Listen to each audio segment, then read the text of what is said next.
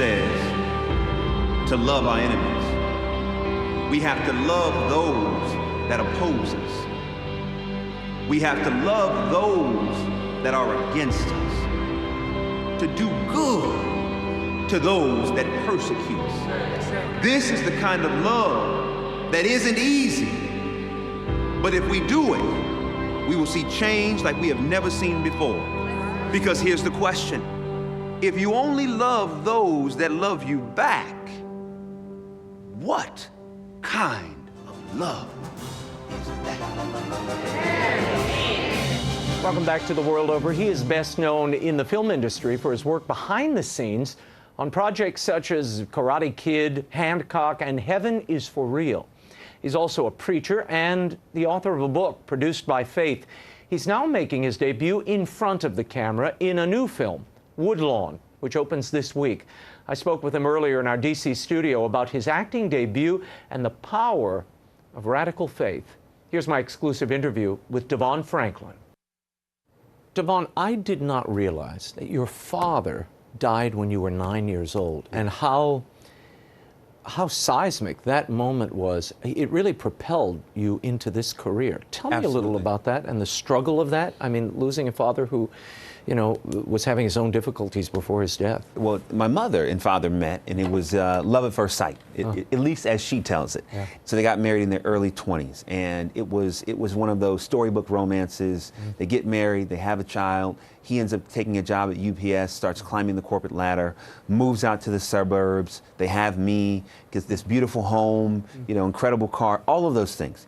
And right before my younger brother was born, things started to shift, because he was an alcoholic, and he would stop showing up for work because he was out the night before drinking. And the drinking came because he was trying to keep up with, you know, socially. You go out and you hang with other managers, and they're drinking, so you're drinking, but didn't realize that it was a problem waiting to destroy his life. Yeah. And it got the best of him. We ended up losing the house, we ended up losing the car, all those things. We ended up moving in with my grandmother and my grandfather and living in this, you know, 2-bedroom home, less than 1,000 square feet in Richmond, California. Wow. And that experience was very difficult, but my mother and my family rallied around us. And it wasn't until when I was 9 years old, when my father, he had just gotten sober. He had just come back into our life, and he had had a heart attack. We went and saw him in the hospital. And he told us, like I'm talking to you, he apologized for everything that had happened, and he said, when I get out of here, I'm going to get my family back. Wow. And the next day, he had another massive heart attack in the hospital, and by the time we got there, it was over. So, and you credit this experience and losing your father for sort of driving you down this path toward the film industry. Yes. Why? Because as a young kid, especially a middle child, you know, I grew up isolated, alone. Where's my purpose? How do I handle all the trauma that I'm facing? How do I deal with who I think I am and who I want to be? And there weren't really outlets to help me do that. And so because I know what that feels like, my goal and purpose is to help people who feel that way find purpose and find direction. And that's why I do the movies and the book and the preaching and all those things, is to really help people find their purpose and their place. Because I grew up so many days, I remember feeling misplaced and not knowing where I belong. And that caused a lot of anger and frustration and sadness as a kid. And I really said, let me do what I can to help people. I want to back up a little bit just to give people some context. For 9 years, you were at Sony. You oversaw pictures like The Karate Kid, Heaven is for Real, many other, Jumping the Broom, so many. The interesting thing, the neat connectivity I saw between this new film you're involved in, Woodlawn, and everything that went behind. You yourself lead Bible studies, you're out preaching in churches. This is part of your mission as well. How much of that came from your uncle? 95%. Good. Yes. I grew up in the church, and when the same year that my father died was the same year that my uncle started a church in Oakland. Oh my gosh. And it was the place where I found so much purpose. So going to church and watching movies really helped me deal with the trauma of losing my dad.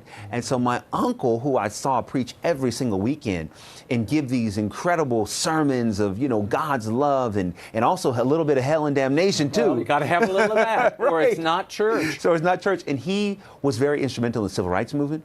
He started churches in Birmingham. He started churches in Lynchburg, Virginia. So when they came to me to do this part in Woodlawn. And you're playing a pastor. And I'm playing a movie. pastor in Birmingham, Alabama in the early 70s. I just drew from him and used him as inspiration. There's a neat connection here with fathers, I think, and their sons. The Irwin brothers, who are producing this film, they've done Mom's Night Out, which was also a kind of Birmingham. They grew up in Birmingham. Yeah, they did. And I see the connection between their dad and your dad. Their father, Hank, was a real vehicle for this story, this Woodlawn story. Tell me about that connection. What was so powerful is that I met the Irwins, you know, years ago, and had seen their films and really loved the work that they were doing. And they had told me about Woodlawn and their dad Hank and how much their father was involved in all of that, and their father being the inspiration. And so when I saw the piece about Tony Nathan years ago, Who's a football player. who's a football player and the running back who was kind of the lead of the movie and the story that kind of helped the desegregation of Woodlawn High School. When I saw that piece, I remember being moved by the story of their father. So the idea that years later they would finally be at the place where they wanted to make it, and their dad being such the inspiration for their story and what they do as filmmakers, in the same way that my dad was the inspiration for what I do as a filmmaker, it was powerful. And it was great for us to finally work together. Tell me about Tony Nathan. In 1973, he's Yes. at this school. They're not sure they're going to let this kid play. I know. And it really is a story of faith overcoming incredible obstacles, societal and internal, and how he manages to bring it all together. And there's certainly a God story on the periphery that becomes the centerpiece of this tale. And that's why I love this movie and why I wanted to be a part of it. You know, not only just Tony's story, which was a big part. I mean, Tony being a hero. He was in the, you know, post-Civil Rights Act passing South, where desegregation was still a very challenging thing for community and schools. And he was at Woodlawn High School, and he had the gift of being a running back, and he knew he could do it. But because of the issues around desegregation, he wasn't given the opportunity until the Jesus movement was really big at that time, and it hit Woodlawn High School hard. And the whole team got converted, including the coach. Yeah. And the people in the stands Yes, holding banners. Amazing, right? Yeah. And that conversion really compelled the coach to do something that he otherwise was resistant to do, which was put Tony in the game. And when Tony got an opportunity, he maximized all of the dreams in his ability when he got on the field, and he led them to win after win after win, even in the face of other people, you know, calling him names and you know, they had fires on their lawn and bricks thrown through their houses, but he kept on running. And what he did to unite the school and the community still resonates today. Yeah, I want to give people a little taste. This is DEVON Franklin in Woodlawn. Look at this. We have to run this race called life with patience and put down the shame. Amen. How many of y'all have a race you know you've got to run? Come on. Some of you need to raise 2 hands. 2 feet, because you got that many races to run. Why? Because they're looking to Jesus. Because they're looking to the cross. Because they're looking to a better day. Because they're looking to a new day. Why? Because it's time to rise up. Rise up. Somebody's got to rise up this morning.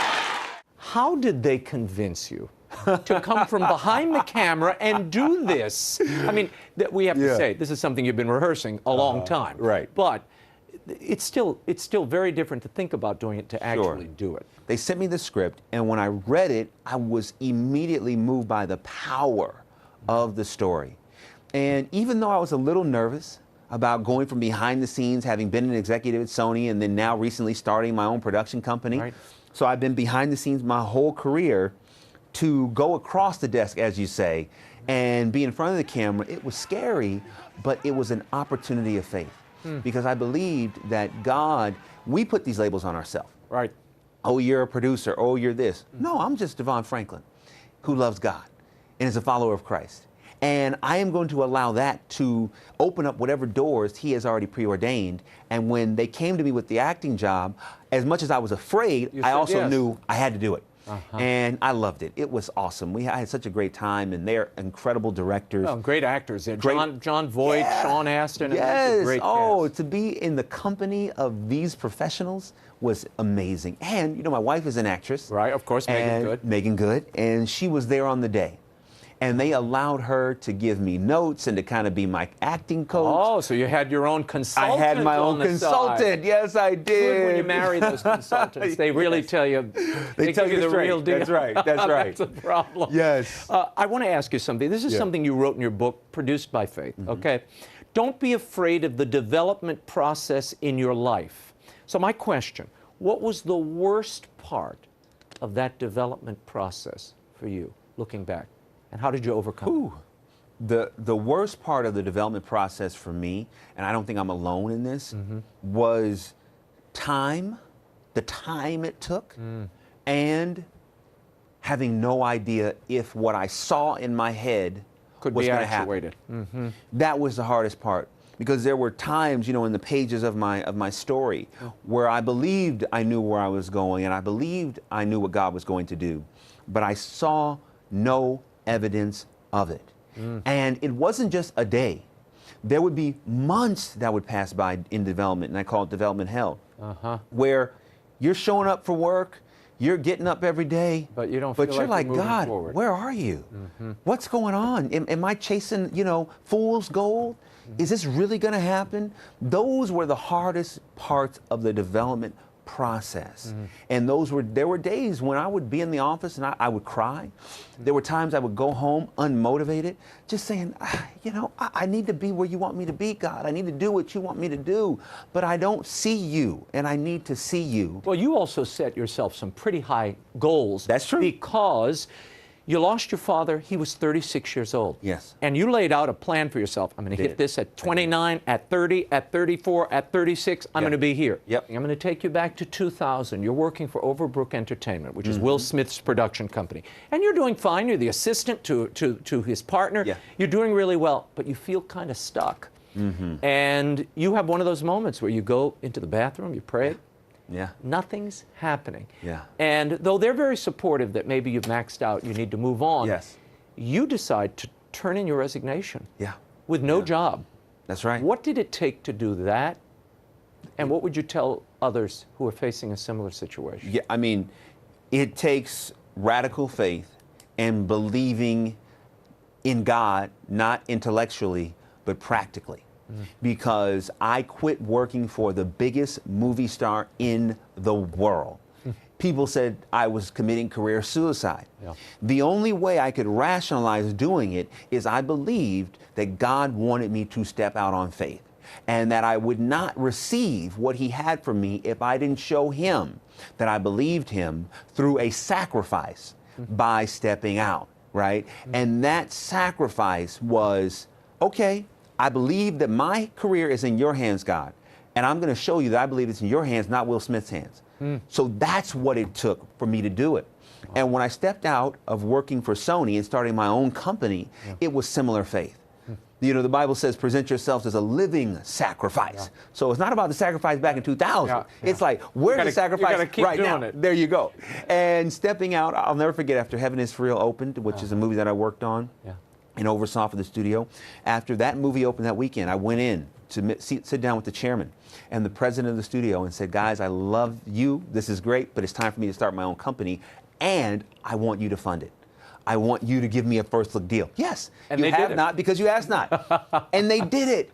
And it was scary, and it is scary, because it's different when you're working for a corporation and there's staff meetings and there's benefits and there's comfort. Right. Even though I have a level of comfort because I have a deal with them, it's still a journey of faith. Right. And I can tell you this, Raymond, from the moment I closed my deal, it wasn't until I actually moved into my own office that everything in my life shifted.